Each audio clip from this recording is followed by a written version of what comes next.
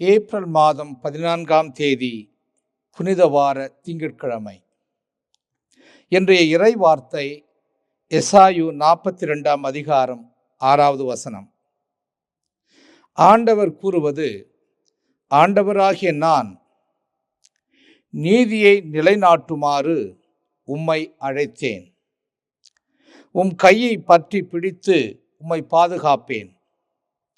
மக்களுக்கு உடன்படிக்கையாகவும் புற இனத்தாருக்கு ஒளியாகவும் நீர் இருக்குமாறு செய்வேன். பார்வை இழந்தோரின் கண்களை திறக்கவும், கைதிகளின் தலைகளை அறுக்கவும், இருளில் இருப்போரை சிறை நின்று மீட்கவும் உம்மை அழைத்தேன் என்றார். அன்பார்ந்த சகோதர சகோதரிகளே, இன்றைய இறைவார்த்தை பகுதி முதல் வாசகம் ஏசாயா நூலிலிருந்து நாம் எடுத்திருக்கிறோம். இறைவாக்கினரால் உருவகப்படுத்தப்படுகின்ற கடவுளுடைய ஊழியர் எவ்வாறு நீதியை நிலைநாட்டுவார்?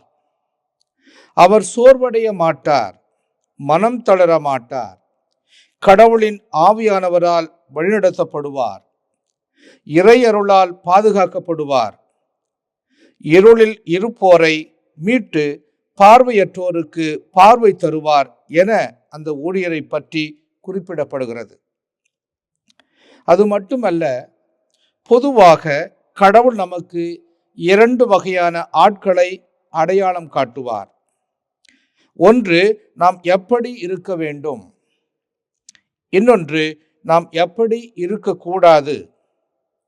இன்றைய இறைவாக்கு பகுதியான ஏசாயா நூலில் அந்த கடவுளின் ஊழியரை பற்றி விவரிக்கும் போது மேற்சொன்ன பண்புகளையெல்லாம் அவர் கொண்டிருப்பார் என்று அறிந்து கொள்கிறோம்.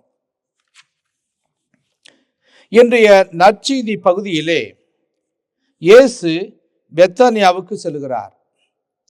அங்கே மரியா, மார்த்தா சகோதரிகள், அவர் உயிர்ப்பித்த லாசரும் அவர்களோடு அந்த வீட்டிலே இருக்கிறார். அந்த சகோதரிகள் இயேசுவை வரவேற்று அன்புடன் உபசரிக்கிறார்கள். அதிலே மரியா என்பவர் விலை உயர்ந்த நறுமண தைலத்தை இயேசுவின் பாதத்திலே பூசி தன்னை கூந்தலால் துடைக்கிறார். அந்த நறுமணம் வீடு முழுவதும் பரவுகிறது. இந்த நிகழ்ச்சியை பார்த்த யூதாஸ், இவ்வளவு பணத்தை வீணாக்குகிறார்களே, இதை விற்று ஏழைகளுக்கு கொடுத்திருக்கலாமே என்ற ஒரு அக்கறையோடு பேசுகிறார். அதாவது அன்பு, உபசரிப்பு, இரக்கம், கனிவு, இந்த நற்பண்புகளை ஒருவர் கொண்டிருக்க வேண்டும். ஆனால் யூதாசை போல பண ஆசை பிடித்தவர்களாகவோ அல்லது தேவைக்கு மட்டும் கடவுளை தேடுபவர்களாகவோ நாம் இருக்கக்கூடாது என்பதைத்தான் இன்றைய இறைவாக்கு பகுதி நமக்கு விளக்குகிறது. கடவுளுடைய ஊழியர் எவ்வாறெல்லாம் நீதியை நிலைநாட்டுவார், மனம் தளராமல் அவர் மற்றவர்களுக்கு பணி செய்வார், துன்பத்தில் இருப்பவர்களுக்கு துணையாக இருந்து அவர்களை மீட்டு எடுப்பார் என்றெல்லாம் வாசித்தோம். அன்பார்ந்தவர்களே, புனித வாரத்தில் இயேசுவை பற்றி முக்கியமாக அவர் கடவுளின் ஊழியராக இருந்து நம் அனைவருக்கும் தம்முடைய விலை மதிப்பில்லாத அன்பை நமக்கு கொடுத்திருக்கிறார். பெத்தானியா குடும்பம் எவ்வாறு இயேசுவுக்கு தம்முடைய அன்பை நன்றி கடனாக செலுத்தியதோ, அதே போல நம்முடைய குடும்பங்கள் நன்றியை வெளிப்படுத்துகின்ற குடும்பங்களாக, இயேசுவின் பணிக்கு உதவுகின்ற குடும்பங்களாக, நம்முடைய இல்லங்கள் இயேசுவுக்கு உகந்த பெத்தானியாவாக, இயேசுவின் பணிவாழ்வுக்கு பக்கபலமாக இருக்கின்ற அன்பும் இரக்கமுள்ள குடும்பமாக மாற வேண்டும் என்றும் இந்த சிந்தனையை இந்த நாளில் இறைவாக்கு நமக்கு தருகின்றது.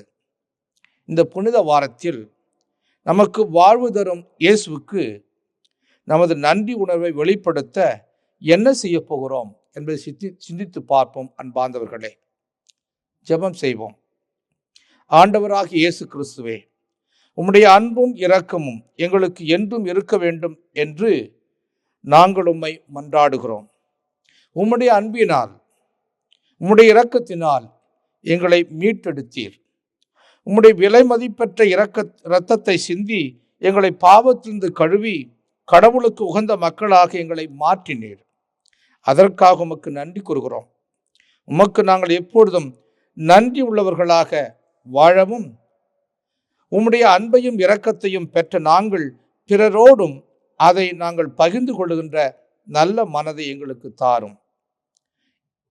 இறைவன் உங்களையும் உங்கள் குடும்பங்களையும் நிறைவாக ஆசீர்வதிப்பாராக. ஆமேன்.